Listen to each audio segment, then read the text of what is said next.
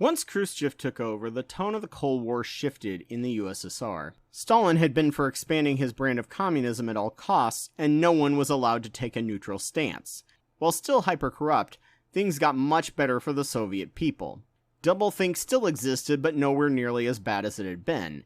Nations were allowed to stay neutral, and Khrushchev decided to go more carrot and less stick, offering financial incentives to nations that aligned with them over the First World. This of course angered Mao, but made things easier for the Soviet Union.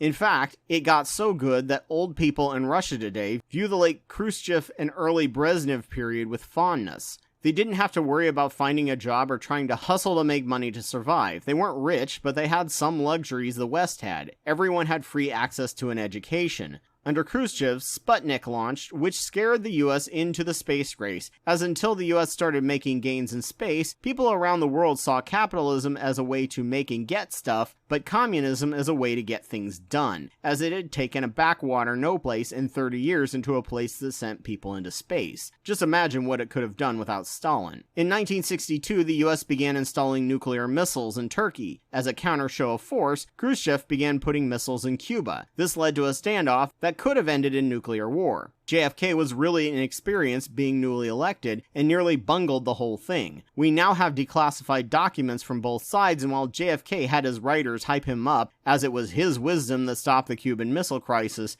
it was actually Khrushchev who stood down and talked Kennedy down from the crisis, as he didn't want mutually assured destruction any more than any other person. The US and Russia both pulled their nukes out, but it hurt Khrushchev's standing and he was forced out of his leadership role in 1964 and given a pension allowing him to live out his days in retirement, something not seen of any Soviet leader before. I'll glance over Cuba, but I made a full video about it late last year, so you can watch that one. I don't think I've learned any more about Cuba, and it was not a Stalinist nation. Depending on how you ask, it was a more Leninist nation with free and fair elections, or it is a Khrushchevist nation that is a kinder, gentler Stalinism. It's hard to tell with propaganda coming from both sides, and there's probably truth in both narratives. Leonid Brezhnev was loyal to Khrushchev until he suddenly wasn't, deposing him. He had great success in terms of stability and global expansion, but his rule was marked by great corruption, inefficiency, and growing gaps in technology between themselves and the West, especially in terms of computer technology. While Khrushchev would do things without consulting the Politburo, something Gorbachev would bring back, Brezhnev worked mostly on consensus with it to protect his position. Stalin had created this big, clunky system of power, and he did everything he could to protect it, which ended up dooming the USSR in the long run. Brezhnev built up the arms race with the US and began engaging in interventionism to expand communism to the rest of the world. He engaged in détente, which involved more comprehensive dialogue with the West and arms agreements as well as human rights agreements, while at the same time still increasing their military and nuclear capabilities. He also had the Czech Crisis, as mentioned earlier, where Czechoslovakia began liberalizing politically in hopes of returning to a Lenin-style democracy, and Brezhnev sent in tanks to stop that in its tracks. This created tensions in the bloc and the other communist nations to the point that Brezhnev lost control of the communist world and there was no longer a central power with a monopoly on socialism. He began handing aid out like candy to any nation that called themselves socialist. This began to drain the nation of money and resources faster than the people could create it. In 1978, the Afghanistan Communist Revolution happened, and Russians sent in troops to help them fight the Reagan-backed enemy, the Mujahideen, who we now call the Taliban. The Afghanistan war was draining and disastrous to the nation. As you see pictures of empty store shelves and bread lines used as anti-communist propaganda, that was because of this war. And then learned nothing from their failure and sapped $3 trillion of our tax money in the same way after 9/11, because the thing we learn from history is that no one learns anything from history. Brezhnev's health began to decline after suffering a stroke in 1975. Yuri Andropov, a KGB head, began to seize control using Brezhnev as his puppet, refusing to let him step down and dragging out the Afghanistan war. He then took over for Brezhnev in 1982 and increased the KGB's strength under the name of weeding out corruption. And since you had to be corrupt at some level to hold any power, he could weed out anyone not loyal to him in these criminal attacks. Something Xi Jinping would do with his rival Jiang Zemin's supporters. Yuri Andropov died of kidney failure in 1984, just 16 months officially in power, and Konstantin Chernevko took power only to die himself a year later and was succeeded by Mikhail Gorbachev. It's what happens when the government becomes a gerontocracy, which isolated the youth population, which would have an impact on the fall of the Soviet Union as well. Gorbachev was younger compared to all the other people in power before him, and was the first person not in government under Stalin. He saw the stagnation and corruption and believed huge reforms were needed. He was able to make peace again with Deng Xiaoping and open up communication with the West, expanding liberalization. After Chernobyl in 1986 and realizing just how far behind they were in the computer race, he declared a policy of glasnost, a term used in the late 19th century for judicial reform. This allowed an expansion of freedom of speech, transparency in government, democratization, and freedom of the press. They had perestroika, which decentralized a lot of the government and opened up market-like reforms. In 1989, he pulled out of the Afghanistan War. This was an attempt to return the nation to a Lenin-era style communism. However, there were unintended consequences. Basically, two factors killed the Soviet Union. First was the press. The press, now free, no longer had any nuanced controls that the Western powers had because it never had to before. It all went through censors. It became all or nothing in terms of control. Suddenly, the press began doing what the French press did when they started the Reign of Terror. The press became incredibly rabid, creating an us versus them narrative between different Soviet states. This basically created a nationalist movement in each of the nations, viciously attacking their neighboring state. Like if Fox News decided all of its affiliates should spread hate against other states like they do with California, but with no checks whatsoever. Also, young people who had been sidelined, ignored, and isolated from political process for decades suddenly began interacting with the West on levels never before seen and saw all the material and political advantages without knowing anything about how global markets work, and they moved toward pro-capitalism. Gorbachev declined to interfere militarily with the color revolutions in the Eastern Bloc, allowing them their own freedom, and officially ended the post-Stalinist policies in 1990. After this, the hard conservative post-Stalinists held an August coup in 1991 that was unsuccessful as young people came out into the streets and stood up against the tanks.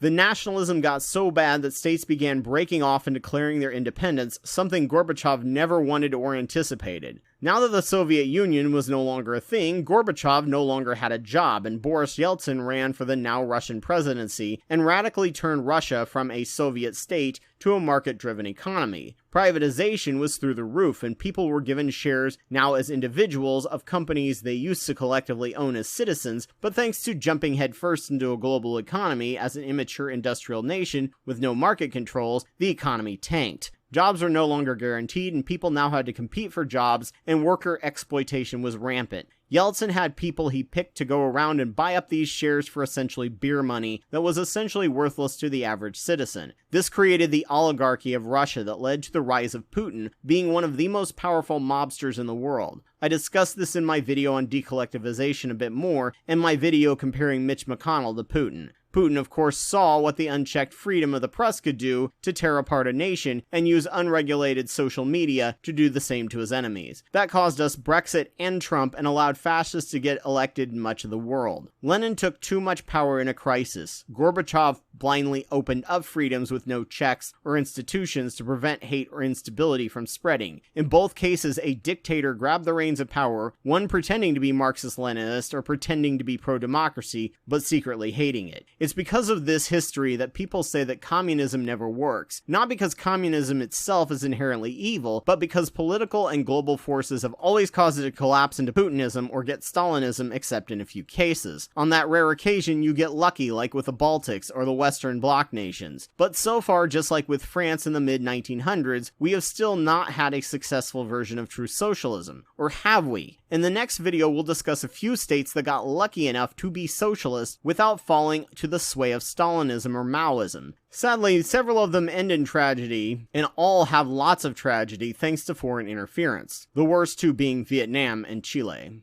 There are three more things to point out. After Stalin and Mao, neither nation saw famine or shortage for basic goods like food and housing. They both had all their basic needs met. The only reason people starved was because of war, lack of checks and balances, and suppression of free speech and government. just like in capitalist nations, though capitalist nations will just let you starve if they don't see you as valuable. And the only reason the USSR couldn't go without shortages during the Afghanistan Forever War like the US could is because they weren't busy exploiting poorer nations' cheap labor and undervalued resources like we did. Secondly, the USSR was very much a police state. After Stalin from 1950 to 1970, America may have been able to call itself the land of the free and rightfully be horrified at communism over the fact that the Soviet Union had 5 times the incarceration rate than that of the US. Minorities lived under a police state just like everyone in the USSR, especially in the South, but we had way less incarceration rates than the USSR.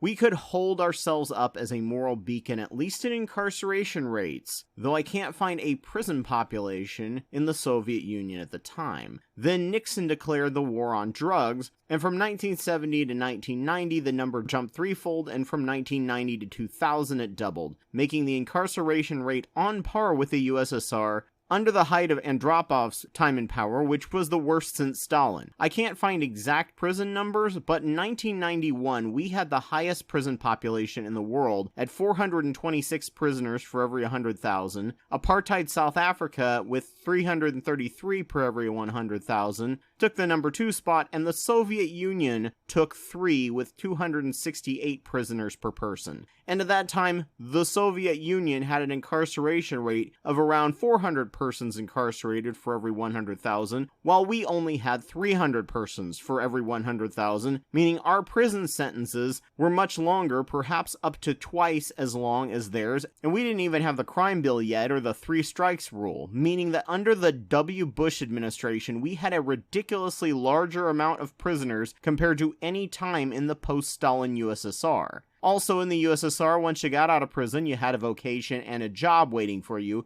and you wouldn't starve in the streets or die of exposure from homelessness. When people call us a police state, we believe the USSR was a nightmare and nothing like us. You're right, we make the USSR look like a bunch of nice guys and a utopia when it comes to our prison populations. It's because of this that pretty much every other nation who commits human rights abuses can just point to the US and say, hey, at least we aren't the US. Until we fix our incarceration issues, shut up about how communism always leads to tyranny. The only difference is, unlike in the socialist nations, the US has an underclass that lives in fear of the police, and the higher classes are delusionally paranoid about getting treated the same way under socialism because they have no problem with the undesirables living under an oppressive system, a similar class system used under fascism. And lastly, the right acts like all communist nations were industrial liberal democracies that shifted to communism and everything went to hell in a handbasket. No, they went from an impoverished feudal monarchy or exploited colonial holding, and for the most part, they lived better than they did before. They may have not been able to reach the Western level of wealth and prosperity, but the West had a head start through colonial exploitation. If you start the game of Monopoly late, you have a near zero chance of winning. In the next video, we will discuss the few states that got lucky enough to be socialist without falling to sway of Stalinism or Maoism. Sadly, several of them are mired in tragedy thanks to foreign interference, the worst two being Vietnam and Chile. To be honest, it's really hard to discover the truth about socialism, communism, and anarchism. Both the capitalists and the communists use propaganda, each biased in favor of their side and very uncharitable to the other side, often not representing them or their arguments as the other side sees it. Pretty much always a straw man. If I have said anything that you can debunk, please let me know, and if it's dramatic enough, I will upload a new video to cover it. So as always, thank you all for watching this as a video or listening to this as a podcast, which I'm sure was completely uncontroversial to anyone, especially to the YouTube monetization team. So if you found this useful, please donate to my Patreon. Just a reminder that I'm Anubis2814 on YouTube, and I have almost 700 videos on my channel that I've made over the past 11 years on religion, science, psychology, and politics. Please go check them out, and if your site has the option, like, rate, review, and comment. A special thanks goes out to Kendall Copperberg, Ogrel, Elias Garcia Guevara, and Joe Taylor for their $10 or more Wapawet level donations. I'm always humbled by the fact that they find my work worth funding and worth driving me forward. Thank you all. Please consider donating to my work if you can, and thank you all for listening.